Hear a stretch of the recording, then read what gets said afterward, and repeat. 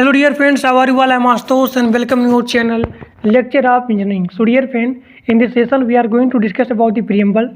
In the previous session, already I have discussed about the Constitution and Constitutional morality, constitutionalism and the frame of the Constitution, Constitutional Assembly. Already I have discussed. तो आज की video हम लोग पढ़ने वाले हैं preamble यानी कि प्रस्तावना। तो जो लोग चैनल पर नए हो सब्सक्राइब कर लो और अपने दोस्तों के पास मैक्सिमम शेयर कर दो। जो लोग टेलीग्राम ग्रुप में नहीं ज्वाइन थे उसका लिंक दिया गया डिस्क्रिप्शन बॉक्स में और कमेंट बॉक्स में, तो जाइए फटाफट ज्वाइन हो जाइए। तो चलिए स्टार्ट करते हैं क्लास को। तो देखिए प्रीएम्बल का मतलब क्या होता है, प्रस्तावना होता है। जो हमारा प्रीएम्बल होता है इसका मतलब क्या होता है, प्रस्तावना। अब इस प्रस्तावना का, इस प्रीएम्बल का मतलब ये होता है कि हमारे कॉन्स्टिट्यूशन को इंट्रोड्यूस करता है। इसमें जितनी सारी समरी हैं हमारे संविधान में, हमारे कॉन्स्टिट्यूशन में जितने सारी समरी हैं, इसमें जितनी सारी समरी हैं, इस समरी को बताता है कौन, प्रीएम्बल। तो प्रीएम्बल में कॉन्स्टिट्यूशन की जितनी सारी समरी हैं इसमें शामिल होती हैं, इसमें इंक्लूड होती हैं। ठीक, तो प्रीएम्बल क्या होता है, हमारे कॉन्स्टिट्यूशन को, हमारे संविधान को इंट्रोड्यूस करता है। कॉन्स्टिट्यूशन की जितनी सारी समरी हैं ये प्रोवाइड करता है, हमारे प्रीएम्बल में शामिल होती है। ठीक,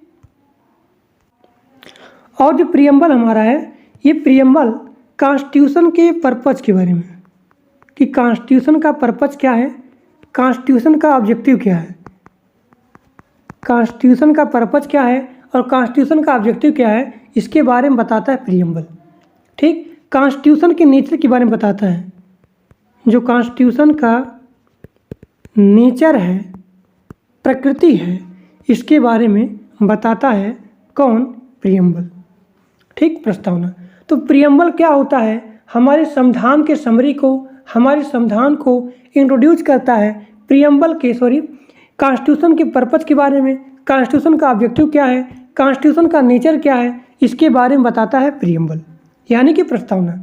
अब देखिए हमारे संविधान में जितनी सारी गाइडलाइन है, हमारे कॉन्स्टिट्यूशन में जितनी सारी गाइडलाइन है, उस गाइडलाइन कौन देता है, प्रीएम्बल। यानी कि जो प्रीएम्बल होता है, यह प्रीएम्बल गाइडलाइन देता है किसको, टू दी कॉन्स्टिट्यूशन को, हमारे संविधान को क्या प्रदान करता है, गाइडलाइन। हमारे संविधान के नेचर को, हमारे संविधान का पर्पज क्या है, हमारे संविधान का ऑब्जेक्टिव क्या है, इसके बारे में बताता है प्रीएम्बल यानी कि प्रस्तावना। ठीक, अब देखिए जो हमारा संविधान है, हमारा संविधान है, इस संविधान में जितनी सारी गाइडलाइन होती हैं उसको देता है कौन, प्रीएम्बल।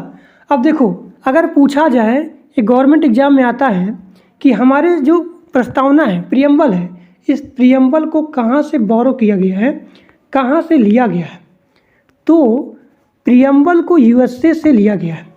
ठीक, इस प्रीएम्बल में जो लैंग्वेज है बहुत बार एग्जाम में आया हुआ है, मतलब जो आपका हाई लेवल एग्जाम होता है जैसे कि यूपीएससी हुआ, पीसीएस हुआ, उसके एग्जाम में आता है कि प्रीएम्बल का जो लैंग्वेज है, इस प्रीएम्बल में जो लैंग्वेज है, इस लैंग्वेज को कहाँ से लिया गया है, तो इसके लैंग्वेज को लिया गया है ऑस्ट्रेलिया से।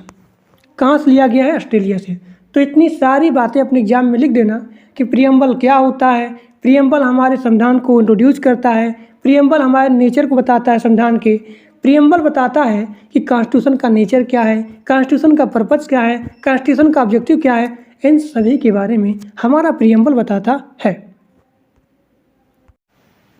अब देखिए हम लोग जो है अपने संविधान को खुद ही दिया है, किसके रूप में, सोवेरियन के रूप में, सोशलिस्ट के रूप में, यानी कि संप्रभुत्व, समाजवादी, सेकुलर मतलब धर्मनिरपेक्ष, डेमोक्रेटिक मतलब लोकतांत्रिक और रिपब्लिक मतलब गणराज्य के रूप में गठित करने के लिए। यानी हम अपने भारत को सोवरियन बनाएंगे, सोशलिस्ट बनाएंगे, सेकुलर बनाएंगे, डेमोक्रेटिक बनाएंगे, रिपब्लिक बनाएंगे। और इसमें जितने सारे नागरिक हैं यानी सभी नागरिकों को सुरक्षित करने के लिए हमने संकल्प लिया है कि हम जो है सभी को जस्टिस करेंगे। ठीक, सभी लोग लिबर्टी होंगे, सभी लोग स्वतंत्र होंगे और यहाँ पे इक्वलिटी की भावना होगी, यानी कि गरीब अमीर इन दोनों को एक समान देखा जाएगा।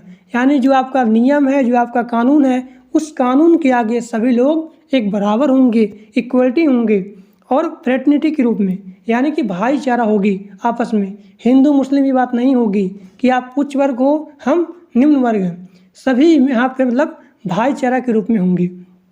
तो यही होता है वी दी, यहाँ देखिए थोड़ा सा रेज कर लूँ, यहाँ देखिए, we the people of the India having solemnly resolved to constitute India into sovereign socialist secular democratic republic. एक जो है ये सारा चीज़ संभव होगा जस्टिस से, लाइबर्टी से, इक्वलिटी से, फ्रेटर्निटी से। ठीक, अब आगे देखिए। अब देखिए, अब मैंने क्या बताया था आप लोग को कि जो हमारा प्रियम्बल होता है, हमारे कॉन्स्टिट्यूशन के समरी के बारे में, हमारे संविधान को इंट्रोड्यूस करता है। संविधान में जितनी सारी गाइडलाइन है, जितने सारे नियम कानून है, वह जो है कौन देता है? प्रियम्बल देता है। ठीक, तो अभी मैंने क्या बताया कि जो हमारा संविधान होता है, जो हमारा प्रियम्बल होता है, हमारे संविधान के नेचर के बारे में बताता है। यानी हमारे संविधान यानी nature of the Indian state का क्या नेचर है, इसके बारे में बताता है। हमारे संविधान में जो ऑब्जेक्टिव है, इसका पर्पस क्या है, इसके बारे में बताता है। और इसके तिथि के बारे में बताता है, इसके डेट के बारे में बताता है कि हमारा संविधान कब एडॉप्ट कर लिया गया था। तो 26 नवंबर 1949 को क्या कर लिया गया था? एडॉप्ट कर लिया गया था। लेकिन 26 जनवरी 1950 को लागू हो गया था। यानी हमारे संविधान के डॉक्यूमेंट पर 284 मेंबर ने सिग्नेचर किए थे। कब? 24 जनवरी 1950 को।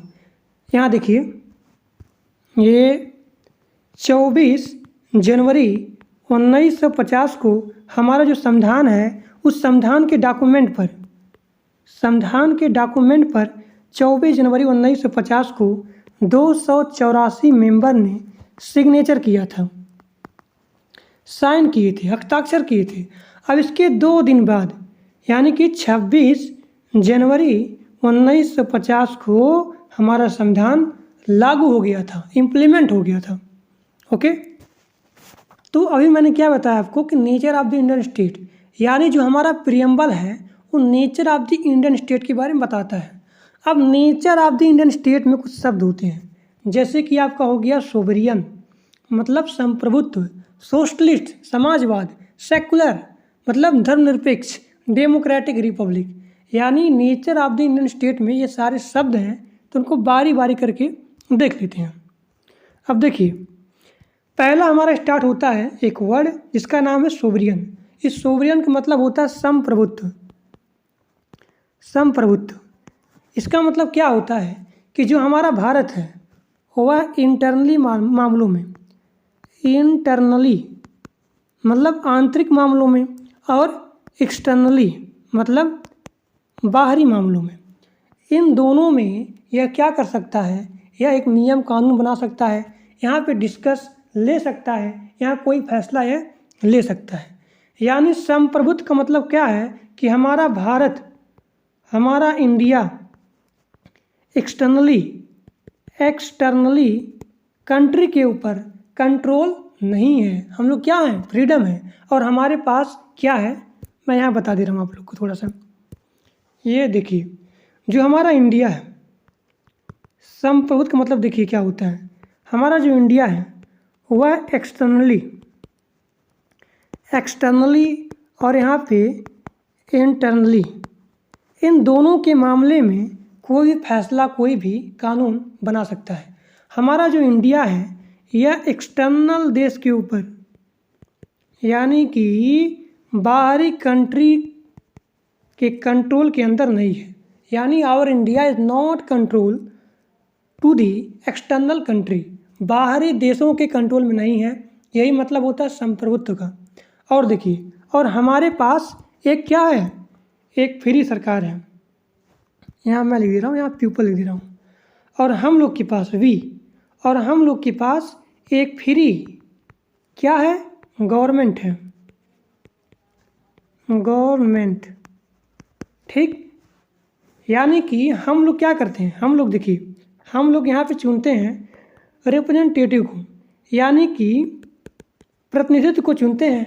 और ये प्रतिनिधित्व चुनते हैं गवर्नमेंट को, यानी हम लोग का चुना हुआ प्रतिनिधि ये चुनता है किसको, गवर्नमेंट को, सरकार को लाता है। अब ये सरकार होता है, मैंने क्या बताया आपको, इसे मान लीजिए हम लोग हैं, हम लोग यहाँ पे चूज किए किसको, रिप्रेजेंटेटिव को। अब ये जो प्रतिनिधित्व होता है, जैसे कि आपका एमएलए हो गया, जैसे कि आपका एमएलसी हो गया, अब ये लोग लाते हैं या फिर चुनते हैं किसको, गवर्नमेंट को। अब ये गवर्नमेंट लॉ बनाता है हम लोग को कंट्रोल करने के लिए। अब ये जो सरकार है ये क्या करता है, मेक ए लॉ, एक नियम कानून बनाता है जिससे हम लोग उसके कंट्रोल में होते हैं। हम लोग को कंट्रोल करने के लिए, लोगों को कंट्रोल करने के लिए एक लॉ बनाता है और हम लोग अपनी सरकार को लाते हैं। किसके रूप में, पहले हम लोग चुनते हैं यहाँ पे प्रतिनिधि के रूप में, और यह प्रतिनिधि जो रिप्रेजेंटेटिव होता है यह चुनता है गवर्नमेंट को, and then government make a law for controlling to me, controlling to us, controlling to we, controlling to the people. ठीक, अब देखिए, अब जैसे ये मान लीजिए फॉरेन टेरिटरी है, मतलब एक विदेशी क्षेत्र है, और ये हमारा इंडिया है। ठीक, ये इंडिया है, यानी यह इंडिया, मान लीजिए कुछ क्षेत्र यहाँ पे, मान लीजिए कोई भी क्षेत्र हमारा है, यह इंडिया जो विदेशी क्षेत्र को दे भी सकती है, यानी ये दे भी सकती है, मतलब टू गिव, और इस विदेशी क्षेत्र को यह ले भी सकती है, यानी टू अचीव, दे भी सकती है और प्राप्त भी कर सकती है, यानी इन सभी के बारे में यह निर्णय ले सकती है, संकल्प या फिर एक ऑप्शन ले सकती है। तो इसीलिए हम लोग कह सकते हैं कि हमारा इंडिया क्या है, एक सोवरियन है।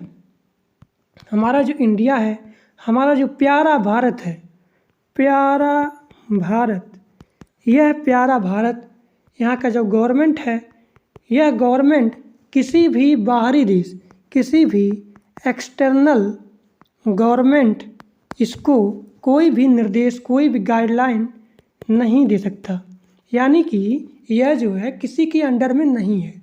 तो सोवियन का मतलब यही हुआ, कोई बाहरी देश हमारी सरकार को कंट्रोल नहीं कर सकती है, हम लोग फ्रीडम है। ठीक, अब आगे देखिए, अब यहाँ पे अगला टर्म है सोशलिस्ट। देखिए, अगला यहाँ पे टर्म दिया गया, शब्द दिया गया है सोशलिस्ट। इस सोशलिस्ट का मतलब होता है समाजवाद, सोशलिज्म, समाजवाद। अब देखिए, समाजवाद का मतलब क्या है, यानी कोई भी अगर कंपनी है, चाहे वो प्राइवेट हो, कोई भी अगर कंपनी है, चाहे वो प्राइवेट हो चाहे वो पब्लिक हो, लेकिन समाज के बारे में सोचे। जैसे कि आपका जियो कंपनी है, ये नहीं कर सकती है कि बहुत ज़्यादा रेट बढ़ा सकती है, अगर रेट बढ़ाएगी तो सरकार वहाँ पे इंटरफेयर करेंगे। ठीक, तो हम लोग यहाँ पे समझ लेते हैं कि इसका मतलब क्या होता है।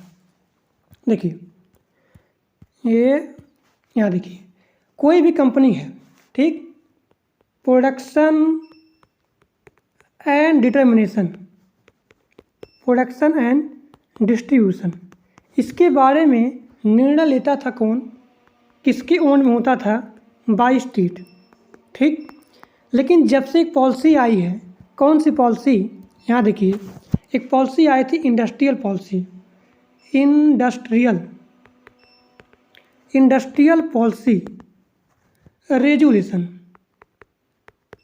ये आई थी 1948 में, 1948 में। जब ये 1948 में आई तभी हमारा देश मिक्स्ड इकोनॉमी को अपना लिया, मिक्स्ड इकोनॉमी को अपनाया गया, यानी कि इसका मतलब ये होता है मिक्स्ड इकोनॉमी। देखिए, मिक्स्ड इकोनॉमी का मतलब ये होता है, मिक्स्ड इकोनॉमी, कोई भी वस्तु है, कोई भी ऑब्जेक्ट है, कोई भी गुड्स है, उसका प्रोडक्शन,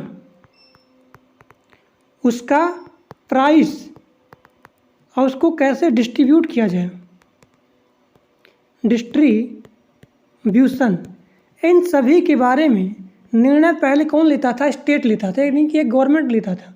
लेकिन जब मिक्स्ड इकोनॉमी को अपना लिया गया तो यानी कि यहाँ पे मतलब डिटर्मिनेशन कौन करते हैं, या फिर ओन्ड बाय द, एक second, owned by state and private. ठीक, आप मतलब समझे कि नहीं? देखिए, जब हमारा इंडस्ट्रियल पॉलिसी रेगुलेशन नहीं आया था तो उसके पहले प्रोडक्शन, प्राइस, डिस्ट्रीब्यूशन इन सभी के बारे में तय करता था स्टेट। लेकिन जब हमारा मिक्स्ड इकोनॉमी आ गया तो कैसे प्रोडक्शन होगा, कैसे इस गुड्स का प्राइस हम लोग तय करेंगे और कैसे इसको डिस्ट्रीब्यूट करेंगे, इन सभी के बारे में रिस्पॉन्सिबिलिटीज हो जाती है स्टेट के बारे में और यहाँ पे प्राइवेट, यानी इन दोनों लोग यहाँ पे मिल करके काम करते हैं। तो यही हमारा होता है मिक्स्ड इकोनॉमी। तो मिक्स्ड इकोनॉमी की बात की जाती है सोशलिस्ट में, यानी समाजवाद में। ठीक, अब आगे चलिए। अब यहाँ देखिए, अगला टर्म है डेमोक्रेटिक। डेमोक्रेटिक, इसका अगर आप लोग हिंदी देखेंगे, इसका हिंदी होता है लोकतांत्रिक, या फिर डेमोक्रेटिक मतलब होता है लोकतंत्र। लोकतंत्र, अब देखिए, अगर आप यहाँ पे तोड़ेंगे, लोग को अलग करेंगे, इसका मतलब क्या होता है लोग, यानी कि पीपल, और तंत्र का मतलब होता है सिस्टम, यानी लोगों के लिए बनाया गया सिस्टम, वह कहलाता है डेमोक्रेटिक। क्या कहलाता है? लोकतांत्रिक, यानी लोगों के लिए एक सिस्टम बनाना, एक तंत्र बनाना, वही हमारा होता है लोकतांत्रिक, डेमोक्रेटिक। अब डेमोक्रेटिक में क्या होता है कि जो हमारा संविधान होता है, देखिए जो हमारा कॉन्स्टिट्यूशन है, एक सेकेंड, देखिए डेमोक्रेटिक में क्या होता है कि जो लोग होते हैं, ये लोग, इन लोगों के पास एक यहाँ पे एक अधिकार होता है, एक मतलब अथॉरिटी होती है। अब ये जो लोग हैं यहाँ पे चूज करेंगे क्या, एक सेकंड, चल नहीं रहा पेन, यह जो है चूज करेंगे किसको, रिप्रेजेंटेटिव को, मतलब प्रतिनिधित्व को। अब यह प्रतिनिधित्व चुनेंगे। अब प्रतिनिधित्व में कौन आते हैं, एमएलए हो गए हैं, एमएलसी हो गए हैं, ये सारे लोग लाएंगे किसको, गवर्नमेंट को। यानी कि डेमोक्रेटिक क्या होता है, देखिए डेमोक्रेटिक दो प्रकार का होता है। हमारे यहाँ पे अगर पूछा जाए कौन सी डेमोक्रेटिक है, अगर आप लोग देखना चाहें तो बता दे रहा हूँ। देखिए, अगर डेमोक्रेटिक की बात की जाए ना, डेमोक्रेटिक, तो अगर सब लोग बोलते हैं कि भाई हमारे यहाँ डेमोक्रेटिक है, डेमोक्रेटिक है, डेमोक्रेटिक है, लेकिन अगर उससे पूछो कि भाई बताओ कौन सी डेमोक्रेसी तुम्हारे यहाँ पे है, इंडिया में कौन सी डेमोक्रेसी है, तब एकदम शांत हो जाएंगे, कहेंगे डेमोक्रेसी तो है लेकिन कौन सी डेमोक्रेसी है पता नहीं है।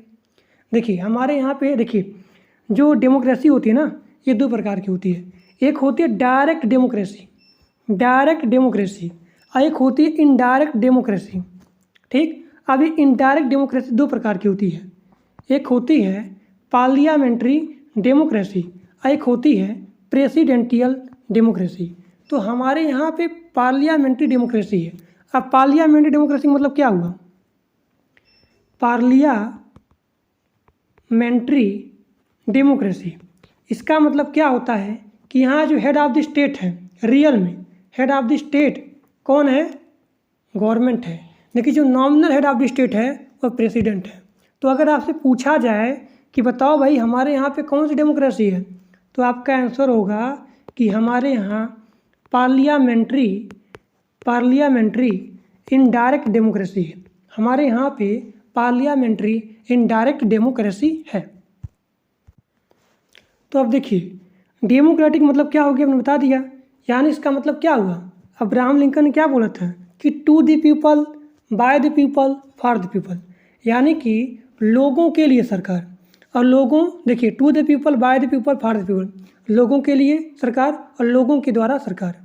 यानी कि हम लोग जो है अपने सरकार को खुद ही चुनते हैं, लेकिन इनडायरेक्टली के रूप में, डायरेक्ट नहीं। देखिए मैंने क्या बताया था आपको कि हम लोग सरकार को डायरेक्ट नहीं चुनते हैं, इनडायरेक्ट। क्यों? क्योंकि सबसे पहले हम यहाँ पे चुनते हैं डायरेक्ट किसको, रिप्रेजेंटेटिव को।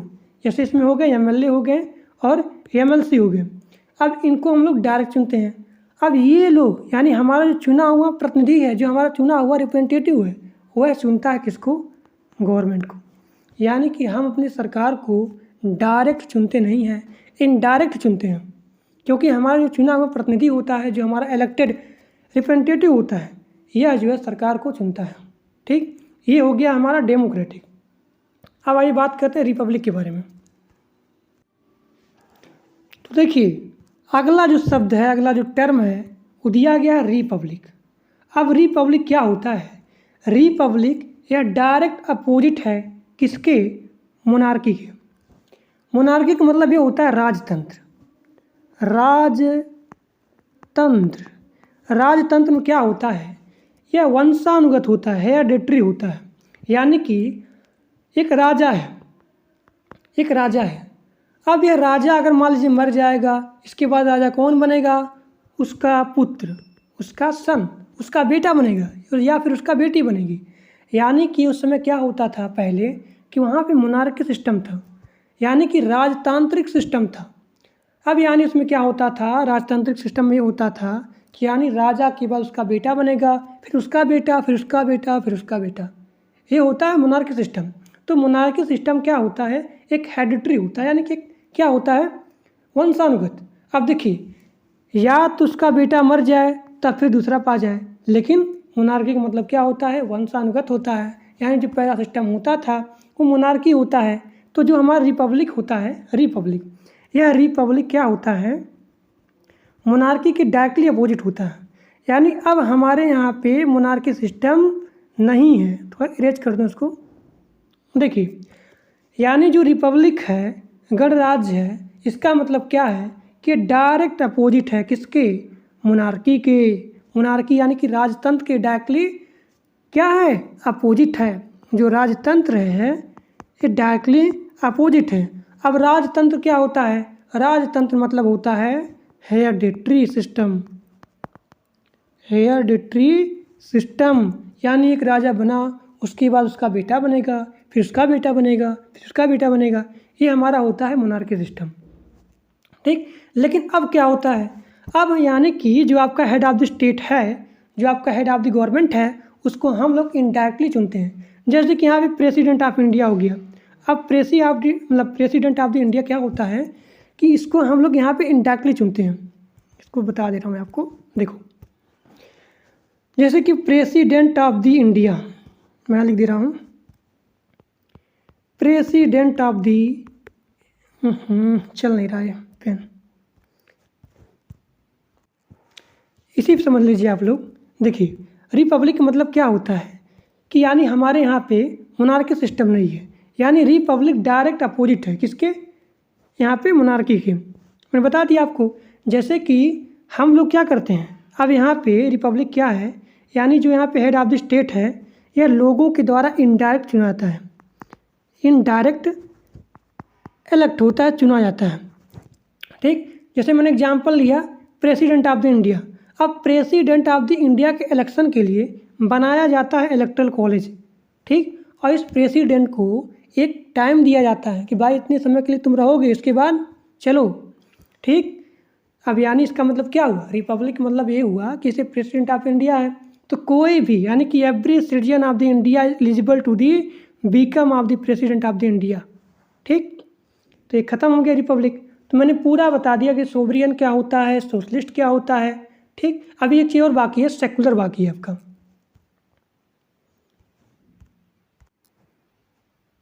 अब देखिए, अगला टर्म हमारा है सेकुलर। सेकुलर, इस सेकुलर का मतलब क्या होता है? धर्मनिरपेक्ष। देखिए, जो आपका स्टेट है, स्टेट मतलब गवर्नमेंट, इस गवर्नमेंट के पास कोई भी धर्म नहीं है। इसके पास नो रिलीजन, इसके पास कोई भी धर्म नहीं है। और हमारे यहाँ के लोग, देखिए, अगर यहाँ पे सरकार है, इस सरकार का कर्तव्य होता है कि ये सभी धर्मों को एक इक्वल सपोर्ट करे, एक समान दर्जा दे, एक सेम स्टेटस दे और यहाँ पे इक्वल सपोर्ट करे सभी धर्म को। अब इस सरकार के पास कोई भी धर्म नहीं होता है। हमारे यहाँ के जो लोग हैं, किसी भी धर्म को अपनाने, अभ्यास करने, प्रचार करने, प्रोपोगेट करने के लिए फ्रीडम है। तो ये हमारा क्या होता है? सेकुलर होता है। ठीक, यहाँ देख सकते हैं आप लोग कि जो स्टेट है, स्टेट के पास कोई भी धर्म नहीं है। देखिए, ये जो स्टेट है, स्टेट के पास कोई भी धर्म नहीं है। सेकुलर हमारा क्या बताता है कि जो स्टेट है, जो हमारा गवर्नमेंट है, इस गवर्नमेंट के पास कोई भी धर्म नहीं है और ये सभी धर्मों को अडॉप्ट करे, ताकि हमारे देश में ये ना हो कि एकदम धक्का मुक्की होने लगे कि भाई आप हिंदू मुस्लिम, एकदम तकरार होने लगे, तकरार ना होने पाए। यानी कि हमारा जो गवर्नमेंट है, गवर्नमेंट सभी धर्मों को सेम सपोर्ट दे, सेम स्टेटस दे, सेम सपोर्ट दे और यहाँ के सभी लोग किसी भी धर्म को अपना सकते हैं, प्रचार कर सकते हैं, अभ्यास कर सकते हैं। तो यही हमारा होता है सेकुलर, मतलब धर्मनिरपेक्ष। यहाँ जो है सरकार का कोई भी धर्म नहीं होता है।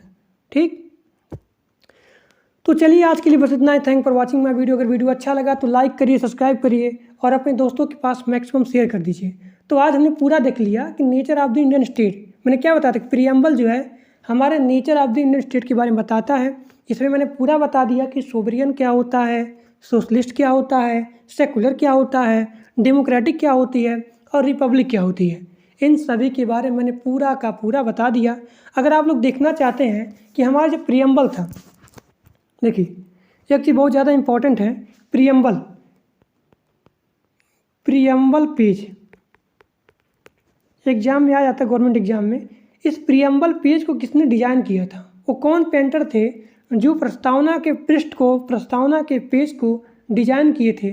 उनका नाम है राम मनोहर सिन्हा।